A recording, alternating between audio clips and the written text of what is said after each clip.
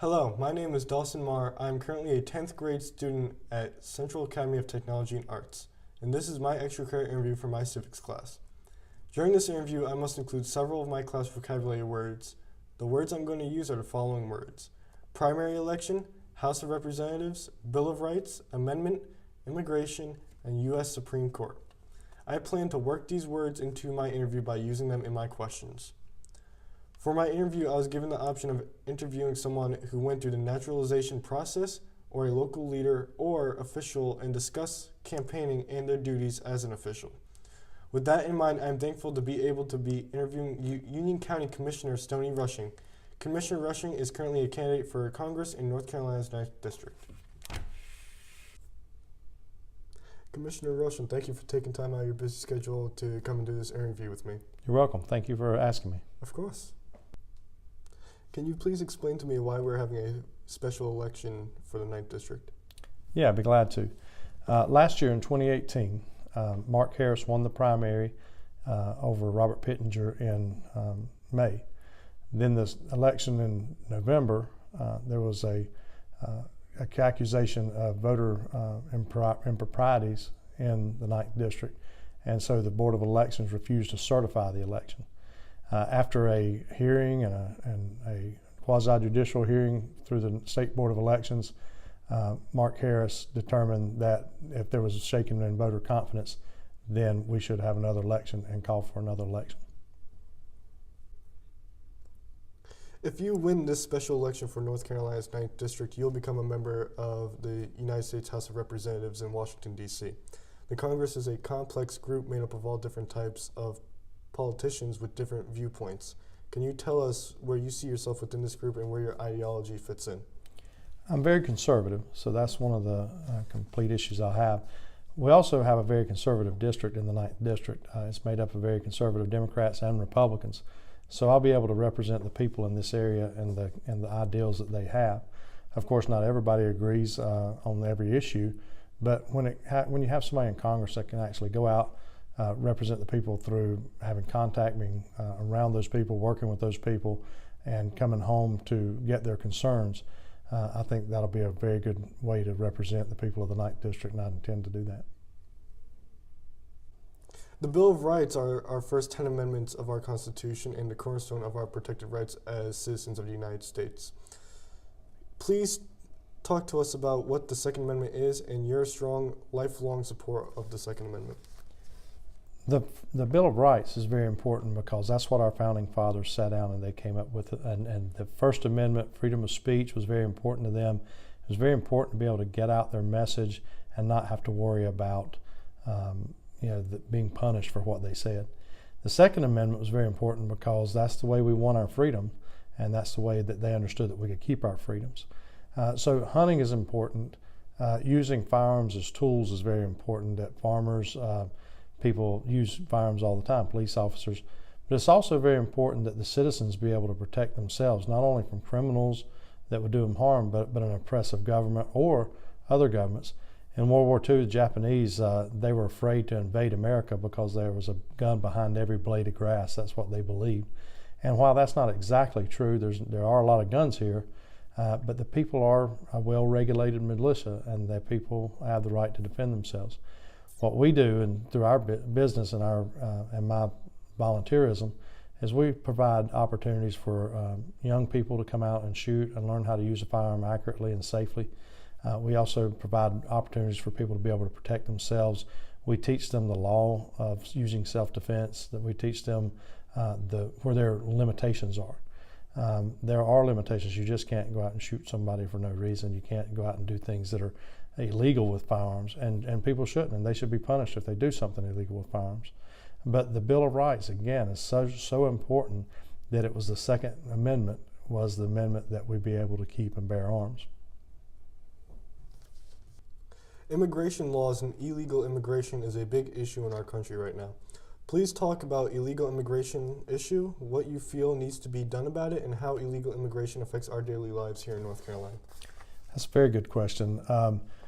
We hear a lot about border security on television, on the news at night, and border security is extremely important.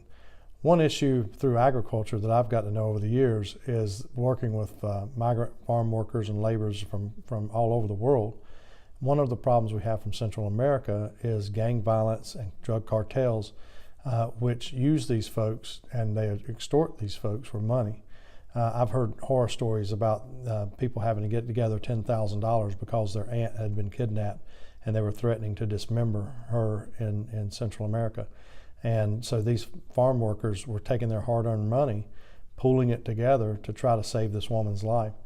It's not only that, but you look at drug issues, the heroin deaths that we have every year, the other drug issues have, the gang violence that affects all of our lives, more police protection needed, more prisons that we have to have.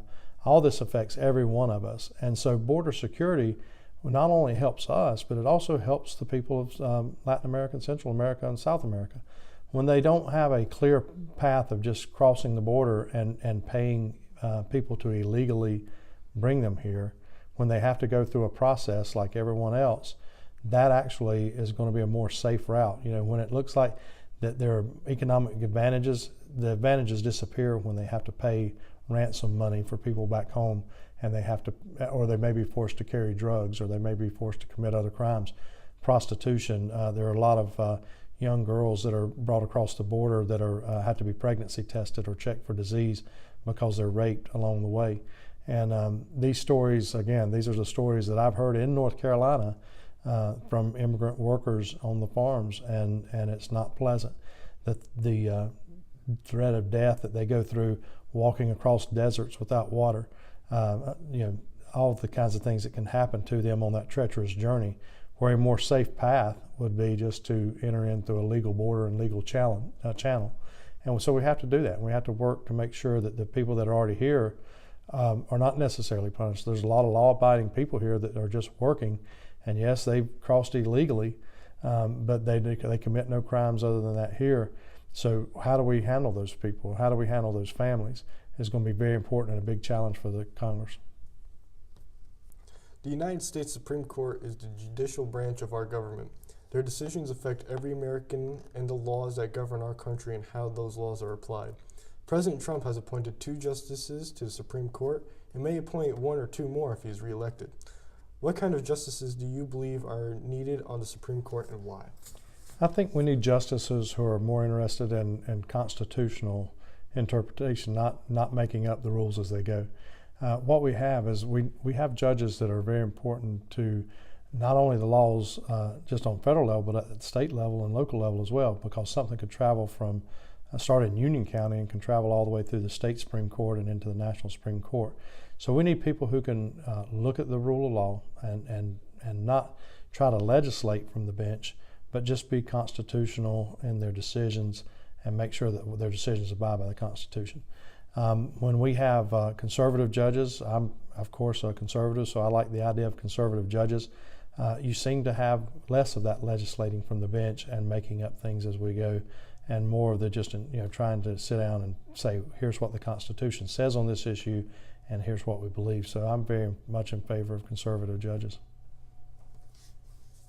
Now to local politics. You have served several terms as a Union County Commissioner. Please tell us some of your accomplishments and the things that you are currently working on for the people of Union County. One of our proudest accomplishments, and I say we because as a county commissioner, you're part of a board, and that board, you're not an individual. So you like to say I, but it's really we. Everything that we do is about all of us agreeing and at least getting a majority to agree upon it. So one of the great things that we've done in the last few years is we've taken a relationship between the school board and the Board of County Commissioners and turned it from an adversarial relationship into a better planning and working relationship. So I'm very proud of that we've accomplished that.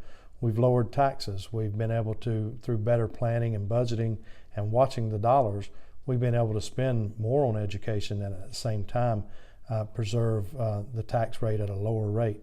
People kind of wonder how you can do that. Union County grows every year, and each penny produces about 100,000 more than it did the year before through our growth rate and through our economic development. So for example, right now a penny generates almost $2.7 million. So you can see how that works out really good for the taxpayers of Union County. So I'm very proud of that. I'm proud of our economic development issues. And one of the things that we're working on for the future is utilities and managing our growth through utilities. We have a water situation where Union County citizens for decades have been promised county water. We're right now creating a plan and working through that to make sure that that starts to happen. It's a safety issue. It's an issue of arsenic in the wells in eastern Union County and southern Union County. And so we need to do that for our citizens. It's the right thing to do. And I'm very proud that we've begun that process. Please talk to us about some campaigning for the 9th District. Some of the things that go into campaigning and what sets you apart from the other candidates of the 9th District. And basically, why should the people of the 9th District vote for you, Stoney Russian? Okay. Campaigning is a very interesting thing, especially when you're campaigning for a federal office. There's different requirements for reporting campaign contributions. There's a lot higher scale. It's a lot more involved with television, with other things that people have national interest. For example, I've been interviewed by Esquire, New York Magazine, Washington Post. All these people all of a sudden have an interest in you where they never had an interest in you before. So with this race, we have 10 candidates. It's one odd thing that with a congressional election, 5 of the candidates can't even vote for themselves because they don't live in the district, for example. They live in other districts. There are 5 additional candidates who have different issues that they like. Some of them have ran in elections recently and have lost their elections. We have one of the candidates who actually voted for the special election back in December, and that candidate, he actually has voted for himself to basically run again. And then there's me. And because I've lived throughout the 9th District, because I've worked in every county in the 9th District, I'm genuinely unique to this position.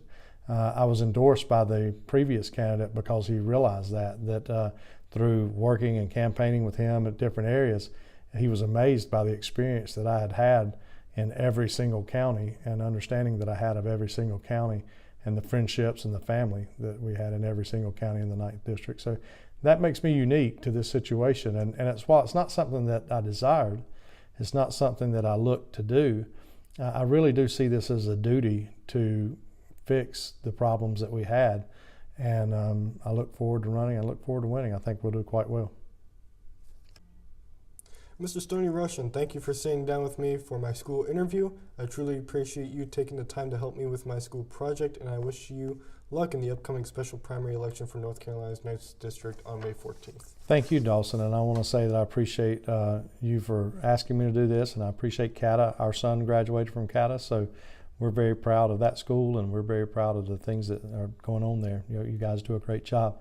And thank you very much for the opportunity to sit down and be interviewed. Well, I was glad you could come out. Thank you.